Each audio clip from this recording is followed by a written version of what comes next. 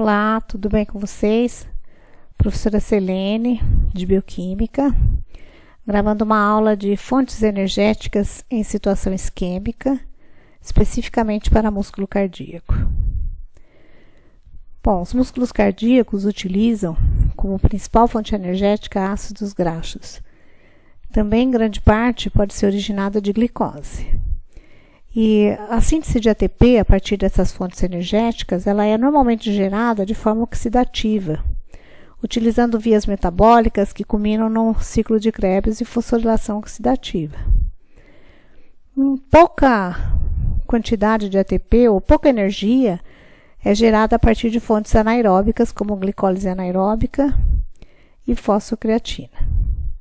No entanto, em condições isquêmicas, que falta de oxigênio, aumenta o metabolismo anaeróbico.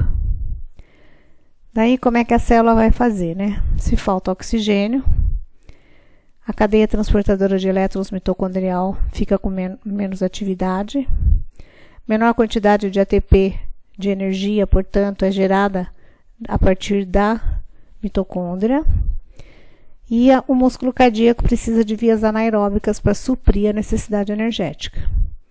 Daí ele vai especificamente buscar esse ATP a partir da via metabólica glicólise anaeróbica e da degradação de fosfocreatina. O que é degradação de fosfocreatina? O que é glicólise anaeróbica? Na realidade, eu vou explicar com detalhes nos próximos slides, mas as duas fontes anaeróbicas correspondem a fosfocreatina, reage com ADP, formando o ATP que o músculo cardíaco precisa. Essa reação ela é catalisada por uma enzima, a creatina quinase, que mais tarde nós vamos ver a importância dela para avaliar lesão de músculo cardíaco. E a glicólise anaeróbica? A glicólise anaeróbica corresponde a uma via metabólica, onde tem a transformação de glicose até 2 moléculas de piruvato, e numa segunda etapa, esse piruvato transformando em lactato. Todo esse caminho de glicose até lactato é a glicólise anaeróbica. Só a segunda parte, de piruvato até lactato, é o que chamamos de fermentação lática. Essa segunda parte, ela é catalisada, ou essa última reação, ela é catalisada pela enzima lactato desidrogenase, que também nós vamos ver daqui a pouco a importância dela para lesões de músculo cardíaco. Falando primeiro de fosfocreatina. O nosso organismo ele sintetiza uma molécula que chama creatina. A síntese da creatina ela é a partir de 2 aminoácidos, glicina e arginina, numa via metabólica que ocorre nos rins, produzindo guanidino acetato. O guanidino acetato, via plasmática, vai até o fígado.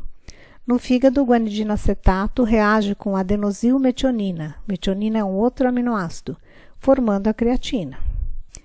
Essa creatina, via plasmática, vai para os diferentes tecidos. Especificamente hoje, vamos pensar que ela está chegando lá no músculo cardíaco. Daí, no músculo cardíaco, a creatina reage com ATP, formando fosfocreatina.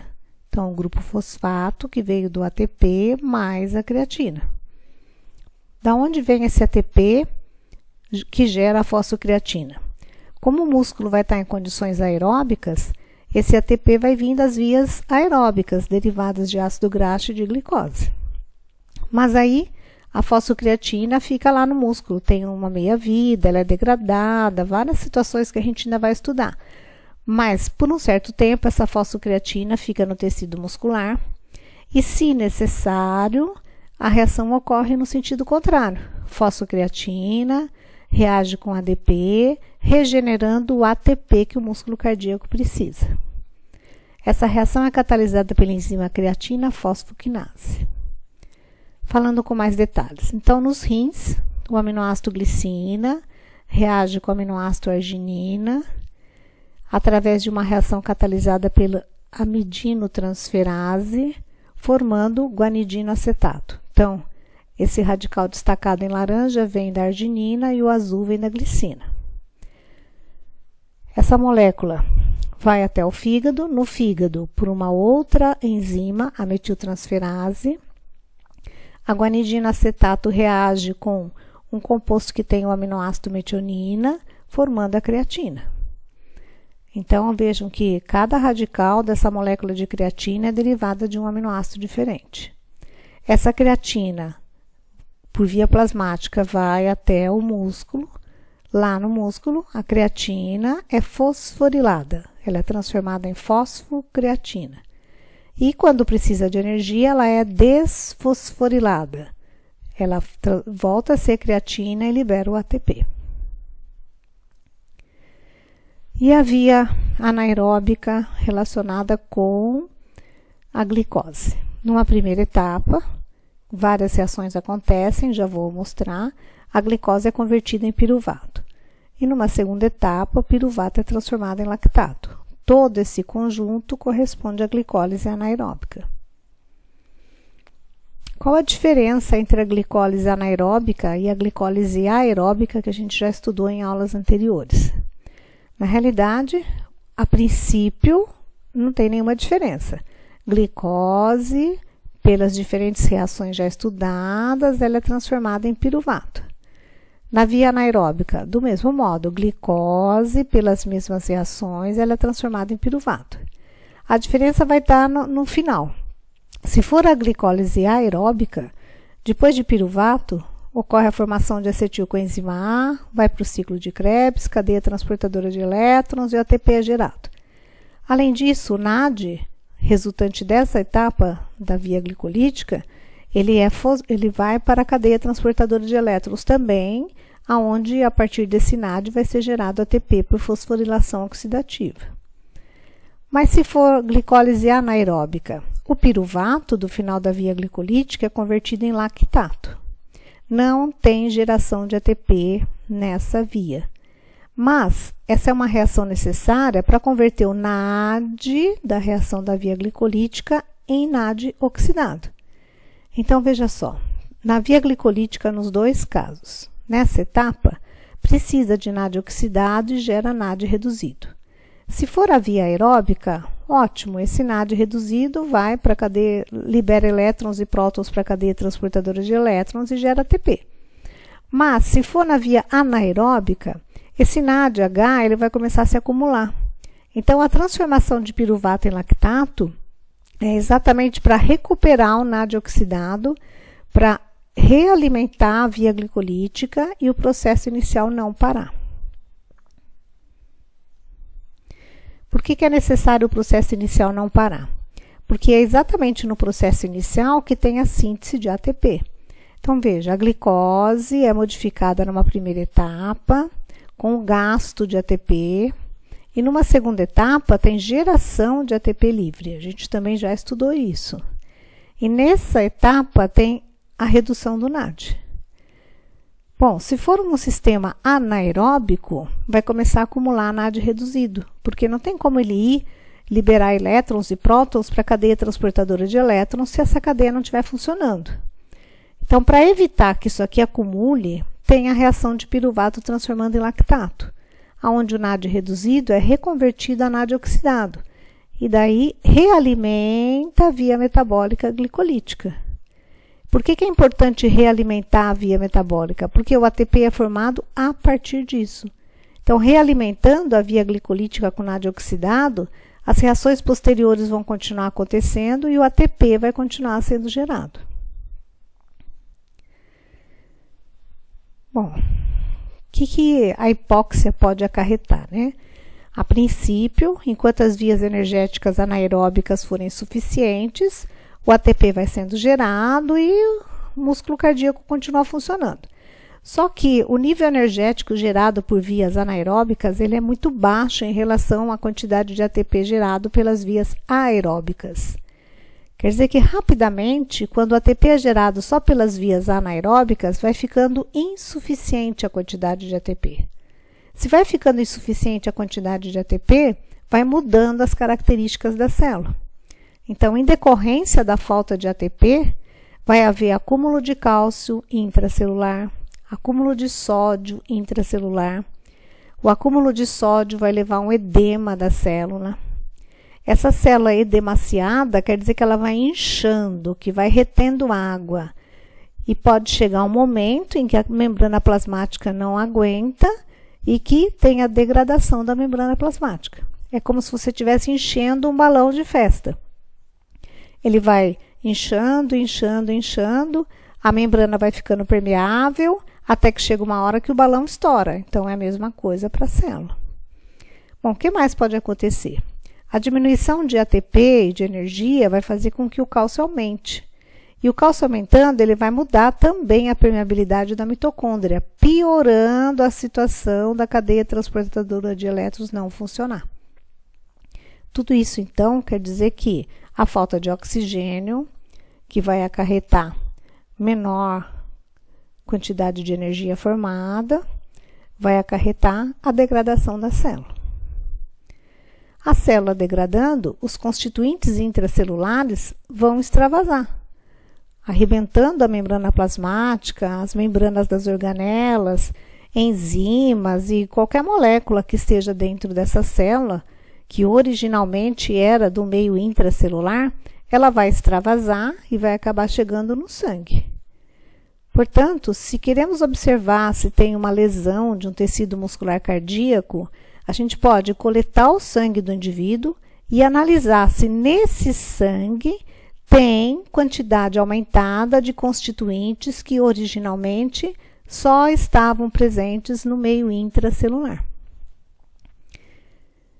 Bom, então, como é que podemos concluir isso? Devido à hipóxia, tem alterações celulares. Essas alterações celulares, elas vão fazer alterações de propriedades da membrana. A membrana ficando alterada, vai haver uma descompensação intracelular, vai haver uma necrose da célula.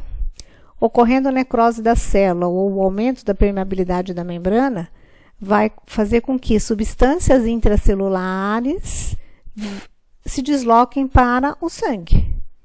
Bom, então, lá no sangue vai ter aumento de substâncias celulares que originalmente não deveriam estar lá.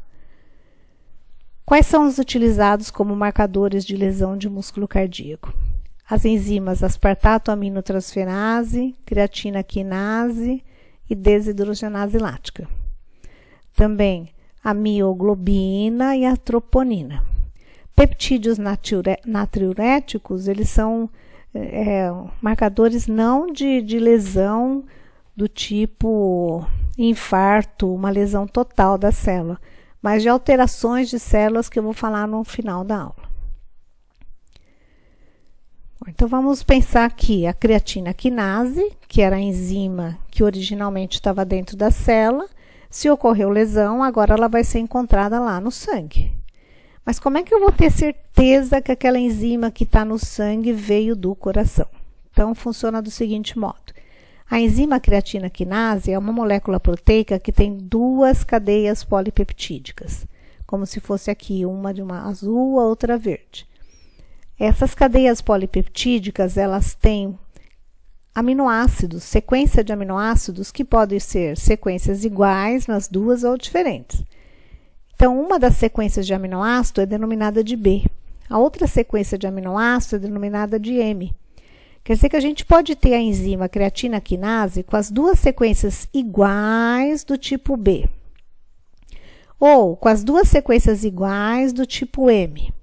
Ou ainda podemos ter uma enzima creatina quinase que tem uma cadeia polipeptídica com uma sequência de aminoácidos do tipo B, que é diferente da sequência de aminoácido da outra cadeia polipeptídica, que vai ser denominada de tipo M. Ainda tem outras creatina quinases específicas mitocondriais e algumas enzimas um pouquinho modificadas, mas que não é utilizado para avaliar lesão de músculo cardíaco. Bom, então, dessas moléculas de creatina quinase aqui, todas essas possibilidades de diferentes estruturas químicas, chamamos isso de isoenzimas.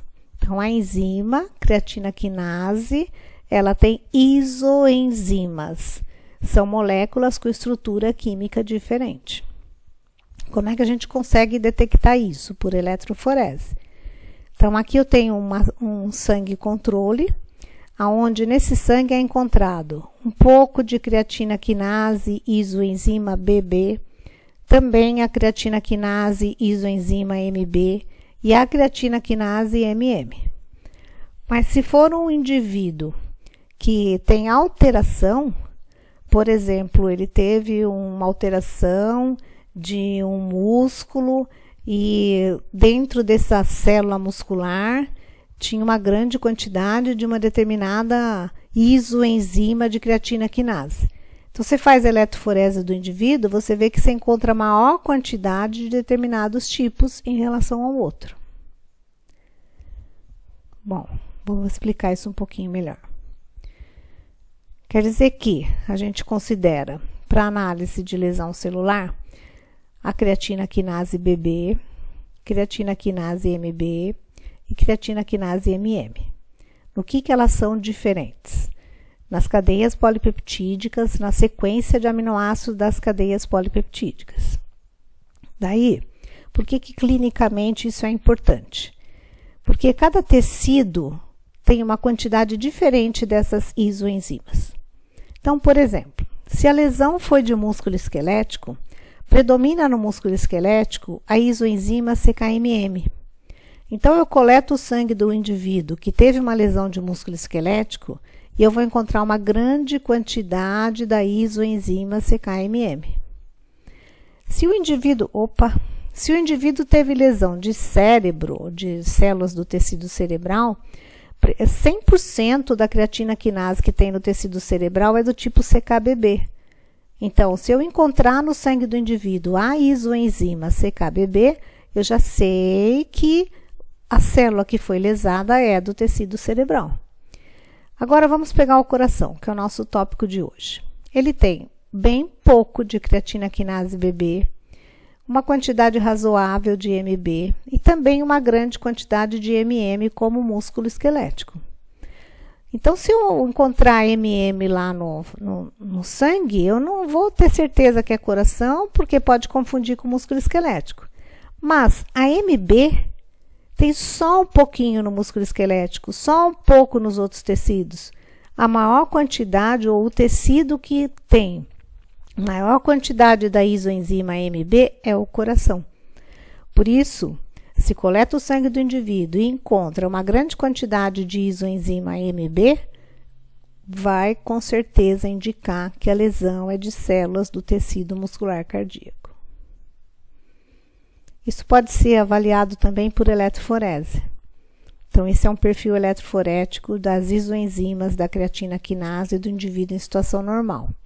Então, no sangue dele vai encontrar-se uma quantidade de creatina quinase MM e uma quantidade de MB. Mas se o sangue for coletado no indivíduo que teve infarto do miocárdio, percebam que a creatina quinase isoenzima MB aumenta a quantidade. Tudo bem? Deu para entender? Então, a creatina quinase é um marcador de lesão de células. E para dizer que é uma lesão de célula específica de músculo cardíaco, a creatina quinase isoenzima MB é a mais indicada. Como é que pode ser analisada essa creatina quinase? A forma mais clássica, mais tradicional, é ver a atividade da enzima em tubo de ensaio, que inclusive é o que vocês vão fazer em aula prática. Mas existe uma outra técnica que chama CK-massa, CKMB-massa, que dosa não a atividade da enzima, mas dosa a massa proteica da enzima. Essa técnica CK-massa, ela é mais confiável e ela é de maior sensibilidade, porque ela vai detectar no sangue do indivíduo tanto a enzima na forma ativa como na forma inativa. E também, a análise de CK-massa, ela é mais sensível, porque mais rapidamente verifica-se a presença da CKMB no sangue do indivíduo que teve lesão miocárdica, se o teste for de CKMB massa. Então, a técnica de CKMB massa, ela consegue detectar a enzima creatina quinase MB no sangue do paciente mais rapidamente do que se for medir a atividade. Tudo bem? Bom, no laboratório, a gente vai fazer essas análises e nós vamos verificar que tem um normal. Então, existe uma certa quantidade bem baixa da isoenzima CKMB lá no sangue. Porque ela não é específica do coração, ela também tem o músculo esquelético. Então, só do indivíduo ter uma pequena caminhada, subir escada, ele pode lesar um pouquinho de células de músculo esquelético e liberar um pouquinho das isoenzimas lá no sangue. Mas, se a quantidade de CKMB for muito alta, acima do normal, considera-se que a lesão é de músculo cardíaco.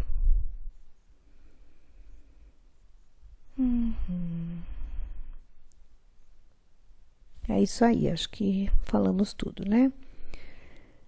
Bom, daí vamos para outra enzima. Aquela enzima que transforma a piruvato em lactato. É a enzima desidrogenase lática. Do mesmo jeito que a creatina quinase, existem várias isoenzimas. Porque a enzima desidrogenase lática, ela é formada com 4 subunidades proteicas. Então, ela tem 4 grupos de aminoácidos, aqui representado nessas cores. Esses grupos de aminoácidos, eles podem ser iguais ou diferentes. Se todos eles forem iguais, com uma determinada sequência de aminoácido que foi chamada de H, a gente tem a isoenzima 1. Se todos eles forem iguais, mas com uma sequência de aminoácido diferente da H, foi denominado de M, então isoenzima 5. Agora podemos ter, por exemplo, uma subunidade com a sequência de aminoácidos específica do tipo H e 3 subunidades com a sequência de aminoácidos específica do tipo M. Então podemos ir variando isso. Quer dizer que existe 5 possibilidades de isoenzima para a enzima desidrogenase lática. HHH, 3 subunidades H e uma M, 2 subunidades H e 2 M, uma H e 3 M ou as 4 M. Clinicamente, isso é muito importante, porque cada isoenzima dessa predomina num tecido diferente. Então, eu estou comparando 2 aqui, comparando o coração com o fígado. Percebam que no coração predomina a isoenzima do tipo 1 e do tipo 2. Já no fígado predomina a isoenzima do tipo 5. Então, se eu coletar o sangue do indivíduo e encontrar uma grande quantidade de isoenzima 1 e 2, somando com a clínica, né? Somando com o que o indivíduo está demonstrando, o que ele está sentindo, várias coisas têm que ser somadas a isso. Eu posso dizer que ele está tendo uma alteração de músculo cardíaco. Mas se coletar o sangue do paciente e encontrar a isoenzima 5, aí não é alteração cardíaca, provavelmente vai ser alteração hepática. Isso também pode ser visto por eletroforese. Então, isso aqui corresponde à eletroforese das isoenzimas da desidrogenase lática no indivíduo, no soro do indivíduo normal. Então, no soro do indivíduo normal tem um pouquinho de cada isoenzima dessa.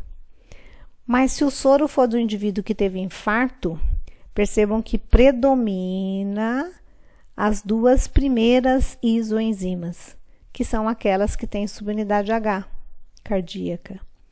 Se o indivíduo teve uma alteração hepática, já predomina essa, a 5, que é do tipo M, que é característico de fígado. Pensando em tempo, como é que a gente determina isso em função do tempo? Então, esse gráfico está mostrando 0, quando sentiu a dor característica do infarto. E daqui em diante, 1 hora, 2, aliás, 1 dia, 2, 3, após o início do infarto. Nesse outro eixo, está sendo mostrado o aumento desses constituintes no sangue. Só que não é um aumento em gramas ou numa unidade de concentração. É um aumento em função do número de vezes que aumenta. Então, vamos supor 10 vezes acima do normal. 20 vezes acima do normal. Então, percebe-se que com 1 dia após o infarto, você tem uma alta concentração de CKMB, que é aquela enzima específica do músculo cardíaco. Tem também um aumento da enzima CK. E a desidrogenase lática, ela também aumenta, mas mais lentamente. Com 2 dias após o infarto, a enzima CKMB já está bem mais baixa que com 1 dia. A CK também está diminuindo e a desidrogenase lática chegou no seu máximo. E se formos considerar um tempo maior, 5, 6 dias após o infarto, percebam que as enzimas creatina quinase e creatina quinase MB já não tem mais no sangue do indivíduo. Então, são marcadores que, se demorar muito para se fazer o teste, não dá para indicar se houve lesão de músculo cardíaco. Aqui, aumentando um pouco o número de marcadores, então CKMB é essa linha tracejada, CK total é essa aqui, AST é desidrogenase, que a gente não vai falar hoje, mas é uma enzima ligada ao metabolismo de aminoácidos, superficialmente vamos falar, mas isso vai ser estudado melhor em outro momento. LD1 é a desidrogenase lática, a isoenzima 1 e a desidrogenase total. Então, percebo que 1 dia após o infarto, o maior aumento, 18 vezes acima do normal, é da CKMB. As outras enzimas também estão aumentando, só que em menor proporção. 2 dias após o infarto, já a CKMB caiu muito, tá? 5, 6 vezes acima do normal. E se considerarmos aqui uma semana, 5 dias, 6, você não tem mais CKMB para analisar.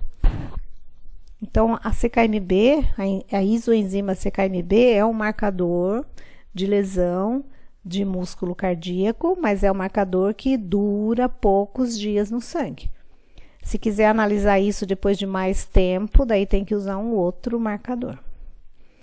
Se, por exemplo, também estava abaixando e de repente no segundo dia você vê que ela volta a subir, é porque está tendo novas regiões de infarto naquele coração do indivíduo. Um outro marcador de lesão de músculo cardíaco são as troponinas. Recuperando isso um pouco, que nós já estudamos no outro semestre, aqui estão representadas as proteínas que constituem um dos filamentos do músculo. Então, em redondinho amarelo é a proteína quitina. Essa trança dupla aqui, cinza, é a tropomiosina. E aqui está representada a proteína troponina. A troponina ela é constituída de 3 subunidades, C, T e I. E essa proteína ela é bem superficial, ela fica bem na parte externa da fibra muscular cardíaca. Então, quando há uma lesão do tecido muscular cardíaco, essa troponina ela se desgruda, ela se separa das outras proteínas e ela fica lá no sangue. Ela vai também fazer parte de marcador plasmático para ver se houve infarto, porque aumenta a quantidade dessas proteínas aqui no sangue do indivíduo. As isoformas I e T, elas são específicas para músculo cardíaco. Então, dá para saber se a lesão é de músculo cardíaco analisando as troponinas específicas desse tecido lá no sangue do indivíduo. Então, analisando um gráfico em função do tempo 0, sem infarto, 1 dia após o infarto. No gráfico anterior, a gente viu que a CKMB aumenta bastante. Mas, se formos comparar com a troponina aumenta muito mais. Então, supondo que 1 dia após o infarto a CKMB aumentou 5 vezes em relação ao normal, a troponina aumenta 20, 30 vezes em relação ao normal. Mais um conveniente para usar a troponina como marcador, que a CKMB ela vai diminuindo, 3 dias já não dá mais para você confiar nesse resultado. Mas as troponinas, elas permanecem alta por mais tempo, por mais dias do que a CKMB. Então, a troponina ela é atualmente o marcador de lesão cardíaca mais utilizado na área médica. Comparando tudo que a gente falou até agora. Mioglobina aumenta rapidamente, mas também cai muito rápido. A CK total e a CKMB aumentam no sangue do indivíduo. Se teve infarto, então aqui sem infarto, considerando que seja 24 horas, um dia após o infarto. A troponina aumenta mais do que a CKMB. E a desidrogenase lática? Ela também aumenta, só que em menor proporção. No entanto, a CKMB e a troponina vão diminuindo e a desidrogenase lática vai aumentando. Portanto, se quiser saber depois de 4, 5 dias se ocorreu o infarto, não adianta analisar a CKMB, tem que analisar a desidrogenase lática.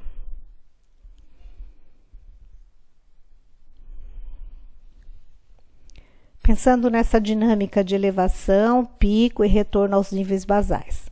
Então, aqui estão os marcadores, CKMB e a troponina. A mioglobina não é muito utilizado, não. É usado na clínica CKMB e troponinas. Quanto tempo demora para você conseguir identificar esses marcadores lá no sangue do paciente depois que ele teve a dor pré-cordial característica do infarto? CKMB precisa de 4 a 8 horas. Troponina você consegue identificar com 4 a 6 horas. Então, a sensibilidade maior é para a troponina. Quanto tempo demora para chegar no máximo da quantidade observada no sangue de um paciente que teve infarto? CKMB demora de 12 a 24 horas. E as troponinas também é um tempo relativamente parecido, né? De 12 a 48. Agora, a diferença está aqui, ó. Quanto tempo demora para esses marcadores voltarem para os valores normais lá no sangue?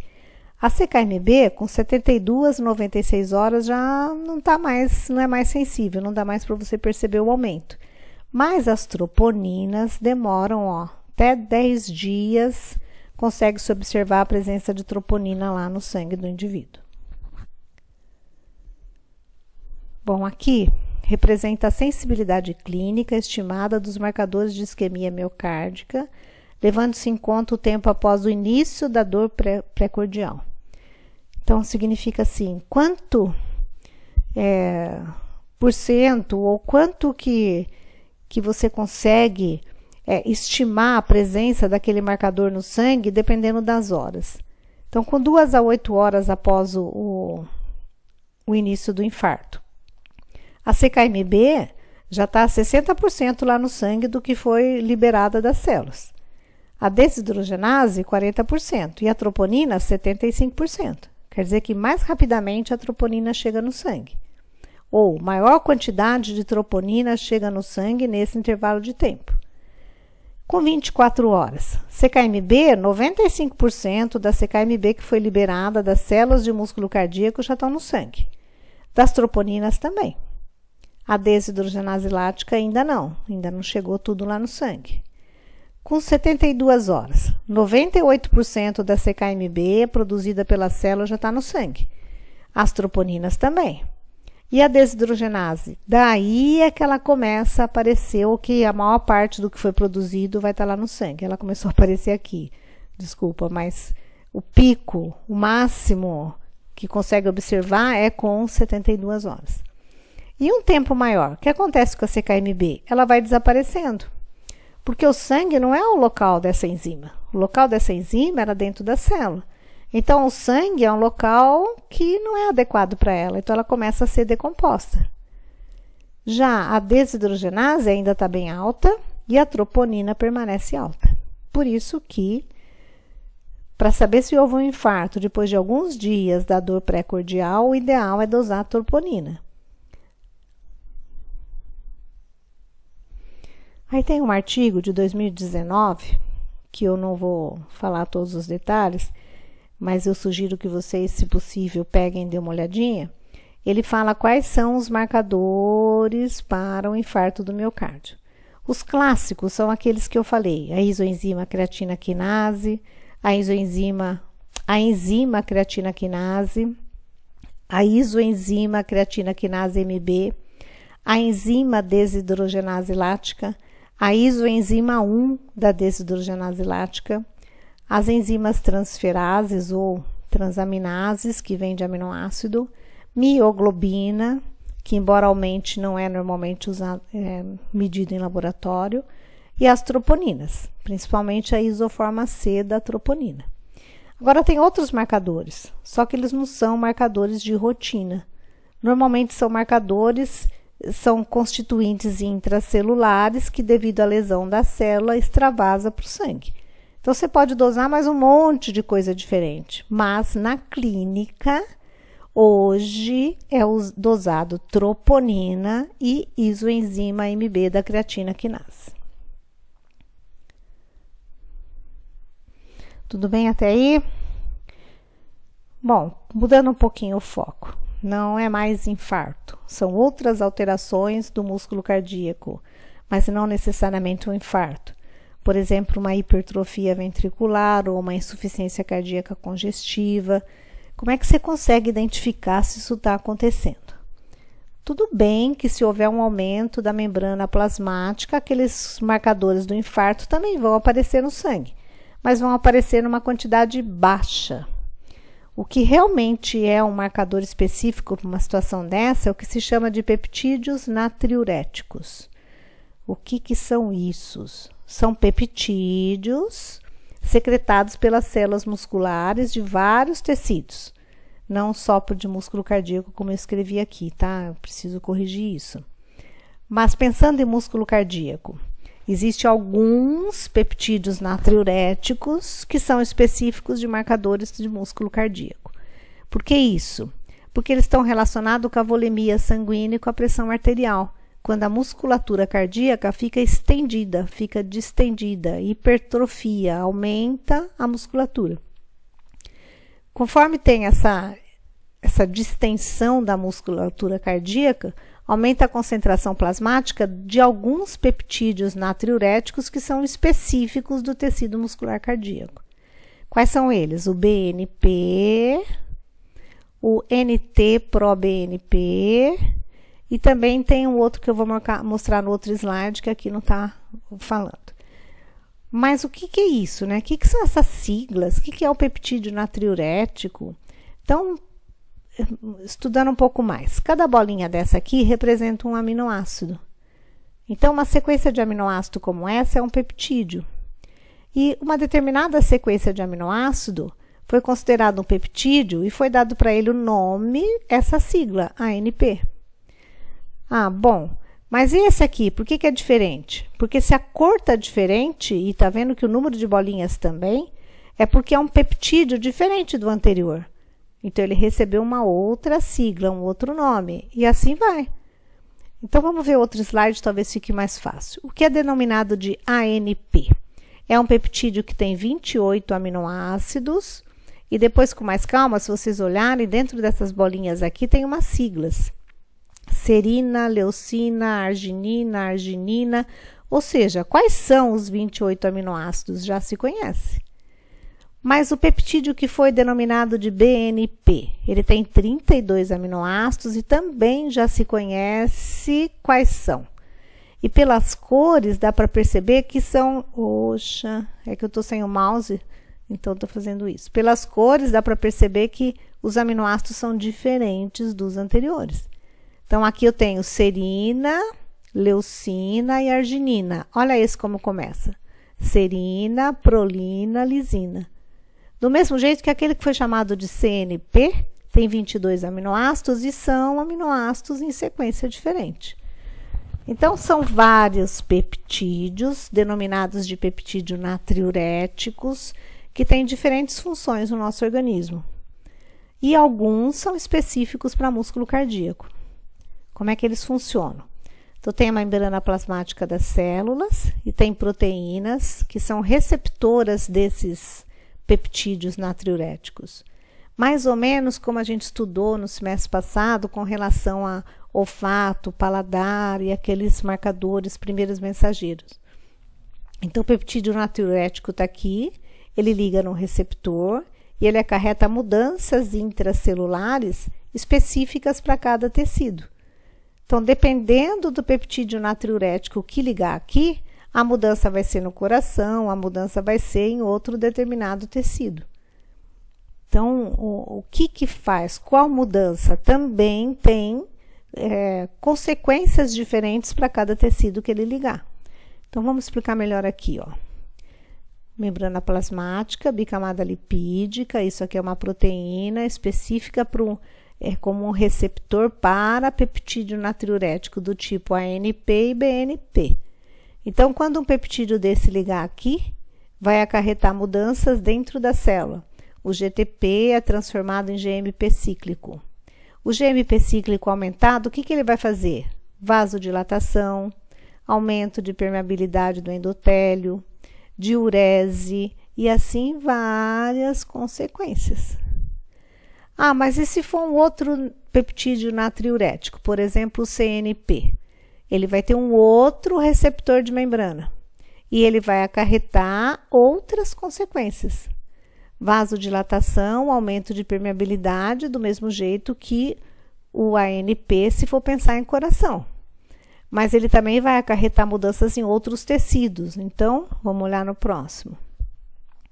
Olha aqui. O peptídeo natriurético BNP. Ele, devido a esse mecanismo que eu falei anteriormente, ele vai acarretar alterações em coração, em rins, em adrenal, em tecido adiposo. Ah, mas e se for o CNP? O CNP já é mais restritivo, ele consegue fazer alterações funcionais em coração e em vasos.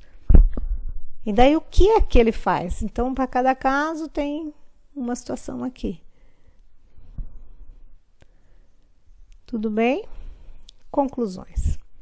O tecido muscular cardíaco precisa de ATP para o mecanismo de contração e relaxamento. Como é que ele consegue esse ATP? Ele consegue ATP através de fontes energéticas aeróbicas normais. Quais são aquelas que predominam no coração? Oxidação de ácidos graxos, através das vias metabólicas beta-oxidação e ciclo de Krebs. Oxidação de glicose, através das vias metabólicas glicólise e ciclo de Krebs. Estudamos isso daqui nas 2 primeiras aulas do sistema cardíaco. Bom, mas e se faltar oxigênio? E se for numa situação anaeróbica? Aí ele consegue ATP da fosfocreatina e da glicólise anaeróbica, que foi o que vimos hoje. E se não tiver ATP suficiente? Se faltar ATP, se essas vias todas aqui anaeróbicas não deram conta de produzir o ATP necessário, aí vai levar a lesão de fibras musculares. Levando a lesão de fibras musculares, alguns componentes intracelulares extravasam e chegam lá no sangue. Então, existem marcadores bioquímicos plasmáticos no sangue do indivíduo para saber se houve lesão celular de fibras musculares. Quais os mais clássicos? Mioglobina, enzima creatina quinase, especificamente isoenzima CKMB, enzima desidrogenase lática, especificamente a isoenzima 1-OH, e as troponinas, principalmente as isoformas I e T. Na clínica, o que é usado hoje em dia? Troponinas e a isoenzima CKMB. Bom, era isso. Para preparar esse material, eu usei alguns artigos que eu coloquei aqui, alguns livros clássicos e sites eu não cheguei a colocar aqui, eu deixei na própria figura para vocês verem. Queria agradecer, dizer que eu estou à disposição, botar lá no chat para tirar dúvidas e voltamos a conversar em outro momento. Obrigada.